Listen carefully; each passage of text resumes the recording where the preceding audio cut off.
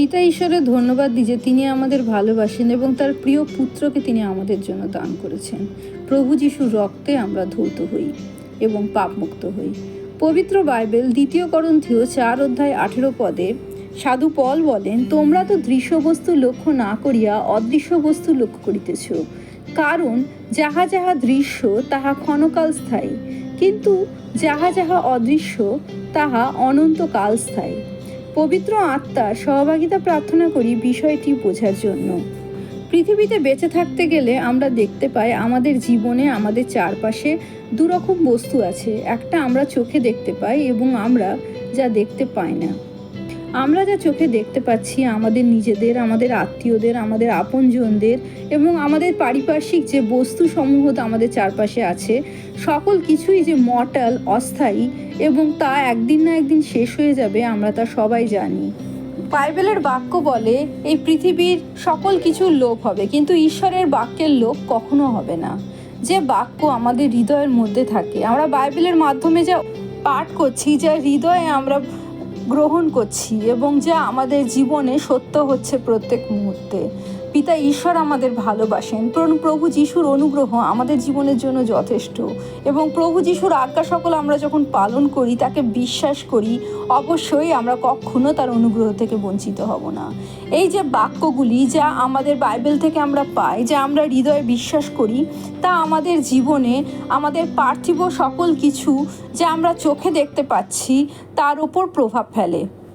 আমরা প্রভু যিশুকে বিশ্বাস করলে এমন কোনো সিকিউরিটি নেই যে কোনো সমস্যা বা কোনো প্রতিকূলতার মধ্যে দিয়ে আমরা যাব না, কিন্তু এই বিশ্বাস আমাদের পিতা ঈশ্বর দান করেন যে তিনি আমাদের কখনো ছাড়বেন না, কখনো ত্যাগ করবেন না।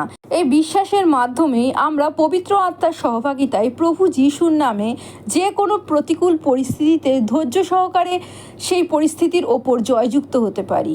হয়তো সেই পরিস্থিতি আমাদের আরও শক্তিশালী করে, জীবনে আরও বড় রেসপন্সিবিলিটি, দায়িত্ব যা পিতা ঈশ্বর আমাদের জীবনের জন্য পরিকল্পনা করেছেন তা নেওয়ার জন্য। সেই প্রতিকূল পরিস্থিতির মধ্যে দিয়ে আমাদের জীবনের পারিপার্শ্বিক যে সকল ক্ষয়ক্ষতি আমাদের জীবনে হয় তা ক্ষণকাল স্থায়ী ছিল।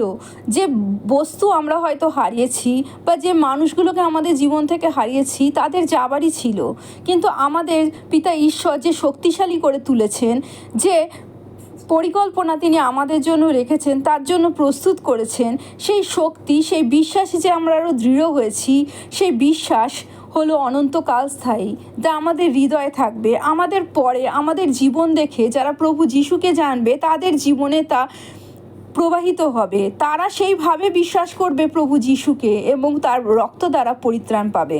বাইবেলে যেসব বীরদের কথা আমরা জানতে পাই, আমরা পড়ি এবং তাদের বিশ্বাসের যুদ্ধ আমরা দেখি, আমরা একটা জিনিস উপলব্ধি করি, তাদের জীবনে যা কিছু তারা লাভ করেছে এবং তারা নিজেরা এখন আর পৃথিবীতে নেই। তারা যেমন ক্ষণকালের জন্য এই পৃথিবীতে এসেছিল, তারা সেই ক্ষণকাল পৃথিবী থেকে চলে গেছে, কিন্তু তাদের সেই বিশ্বাস, তাদের অভিজ্ঞতা, তাদের ঈশ্বরের পথে চলা যে এই বাইবেলে লিপিবদ্ধ আছে তা কিন্তু চিরকাল থেকে গেছে। সেই বিশ্বাস চোখে দেখা যায়নি, তাদের ওপর, জীবনের ওপর পিতা ঈশ্বরের অনুগ্রহ তারা দেখেছে, যারা উপলব্ধি করেছে তা কিন্তু তারা চোখে দেখেনি। তারা সেই সময়ের উপযুক্ত অনুগ্রহের ফলগুলো তারা লাভ করেছে। আমাদের জীবনেও পিতা ঈশ্বরের প্রেম, প্রভু যিশুর অনুগ্রহ সব সময় কাজ করে চলেছে। পবিত্র আত্মা যে তিনি আমাদের দান করেছেন, প্রভু যিশুকে বিশ্বাস করলে সে কখনো আমাদের ছাড়ে না। যখনই আমরা তার কাছে নিজেদের সারেন্ডার করি, আমরা বলি তুমি আমাদের শিক্ষক, আমাদের তুমি শেখাও, প্রত্যেকটা ছোট বড় কাজে তিনি আমাদের নিয়ে চালান। আমরা ক্ষণস্থায়ী, কিন্তু প্রভু যিশু অনন্তকাল স্থায়ী। পিতা ঈশ্বরের প্রেম অনন্তকাল স্থায়ী। তাই আমাদের এই ক্ষণস্থায়ী জীবনের মাধ্যমে আমরা যখন প্রভু যিশুকে গৌরবান্বিত করি, তখন আমাদের এই অনন্তকাল স্থায়ী প্রভু যিশুর অনুগ্রহ আমরা আরও খানিকটা পদ এগিয়ে দিই, আরও কয়েকটা মানুষের কাছে পৌঁছে দিই। আমাদের শান্তি দেখে, অন্তরে যে প্রভু যিশুর শান্তি আমরা লাভ করি তা দেখে যখন মানুষ অনুপ্রাণিত হয়, তখন পিতা ঈশ্বরের রাজ্য বিস্তার হয়, যে রাজ্য চিরকাল স্থায়ী, অনন্তকাল স্থায়ী। আর আমাদের পার্থিব দেহ লুপ্ত হলেও যে পিতা ঈশ্বর আমাদের অনন্ত জীবন দিয়েছে, সেই জীবন নিয়ে আমরা সেই রাজ্যের বাসিন্দা হব অনন্তকালের জন্য। প্রভু যিশুর জয় হোক।